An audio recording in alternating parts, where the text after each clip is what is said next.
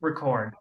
Oh, Recording in progress. Whoa. I get Okay. a fancy notification that says it's being recorded. Hmm. Okay. Well, I can edit it later too, so that's pretty nice. So get your flipping off out of the way. Being No, recorded now. I'm being recorded. Okay. You guys ready? Yeah. Yes. I'm not. All right.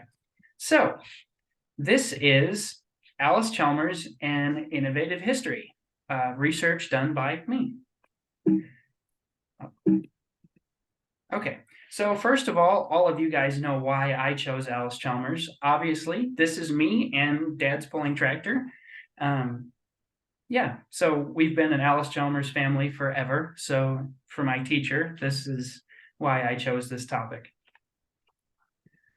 Now, Allis Chalmers is one of the biggest manufacturers of all four types of engines, ranging from steam and internal combustion to electricity and water powered. Allis Chalmers was combined with Decker and Seville, Fraser and Chalmers, Dixon Manufacturing, and the Edward P. Allis Company. And obviously, Chalmers and Edward P. Allis owned most of it, so that's where Allis Chalmers came from. According to C.H. Wendell, an Allis Chalmers historian, in a book called Allis Chalmers Tractors, after the merger in 1901, Allis Chalmers, the company, billed itself as the company of four powers: steam, gas, water, and electricity. This is what they were known for from 1901 all the way up until 1928, when they acquired the Monarch Tractor Company, which was their first forte into tractors. Coincidentally, the Monarch tractor started as orange, and then Allis Chalmers turned them to green. So this is Allis Chalmers' first tractor. It's called the Allis Chalmers 1018, and it was built in 1914. It weighed too much, it looked ugly, it wasn't practical, and it just wasn't a very good tractor. But they got it figured out eventually. It looks like a tricycle. You're not supposed to talk. It's a never mind. No, It that does look like a tricycle. Thank you. The Persian orange that we all know Allis Chalmers for today didn't come around until 1929, which up until this point, all tractors were pretty much green or darker colors. So the fact that Allis Chalmers was bright and orange and flashy was really popular. It was created in 1929 when the marketing leader for Allis Chalmers went on vacation to California. And he spotted the vast fields of wild orange poppies in California, and he brought some back with him to the Allis Chalmers plant, and they created this color, which is called Persian orange. Now, that Model U tractor that you just saw turned into this. It was the first tractor to have all rubber wheels instead of steel lugs for traction. This was groundbreaking, really, in the tractor ag industry. And in 1932, Allis Chalmers and Firestone tested the first Model U with rubber tires. And the first test actually was in Dodge City, Kansas on Labor Day of 1932, according to the Allis Chalmers story, again by C.H. Wendell. And I have found newspaper clippings of it as well. It was a pretty big deal. Now, if you look on the bottom right of the screen, you will see tractor races. In 1932 and 1933, Allis Chalmers teamed up with Firestone again and hired racing drivers to race these high-speed tractors.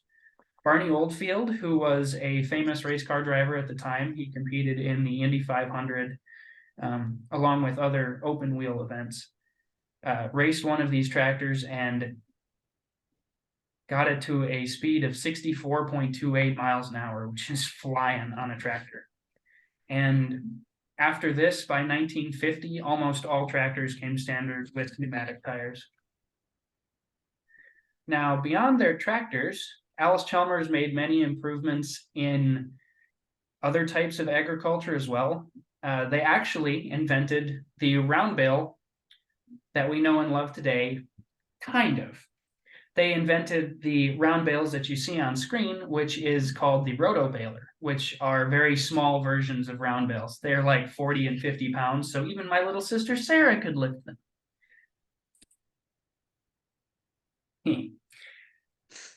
So the University of Ohio saw this roto baler, and their Department of Horticulture and Crop Science decided they wanted to figure out if there was any difference between a round bale and a square bale. Turns out there is. A round bale lets water roll off better than a square bale does. And over the years, they just kept getting bigger and bigger, and you can attribute the round bales we see today that are upwards of 1,200 pounds to the Allis Chalmers roto baler. One of the coolest things that they did, in my opinion, was a lot of research into fuel cell technology. This is the world's first hydrogen fuel cell vehicle anywhere, and it was an Allis Chalmers tractor. They developed this thing in 1959, and it made 15 kilowatts to the wheels, which is right around 20 horsepower. And it failed miserably because it was way too expensive, way too heavy, and it's really ugly. But that wasn't their only thing that they did with electronics. Allis Chalmers, for a long time, was very well known for hydroelectric energy. In 1923, Allis Chalmers installed the largest hydroelectric generator in the world in Niagara Falls. It was capable of producing 70,000 horsepower, according to the Wisconsin Historical Society. It stayed the largest in the world until the next biggest ones beat it in 1933, which was also an Allis Chalmers. A 1933 issue of Fortune magazine, an article titled "The Dam," which is referring to the Hoover Dam, states that Allis Chalmers was contracted to build 7 of the 11 hydroelectric units in the Hoover Dam. All 7 of them that they built were 115,000 horsepower generators. So if you look at the picture on the left, you'll see one of those 115,000 horsepower generators and a little breakdown of it on the right. And you can actually still see these in the Hoover Dam today. This is an older picture from 1954, but this plaque and the generator itself is still in there. And then on the right, you'll see the steel plate spiral housing, which kind of looks like a turbocharger for, my family that knows what that is. But this is the one that made 70,000 horsepower that's in Niagara Falls. And you can see in the corner, that little truck right there is a full-sized big truck, and it'll fit inside that hole.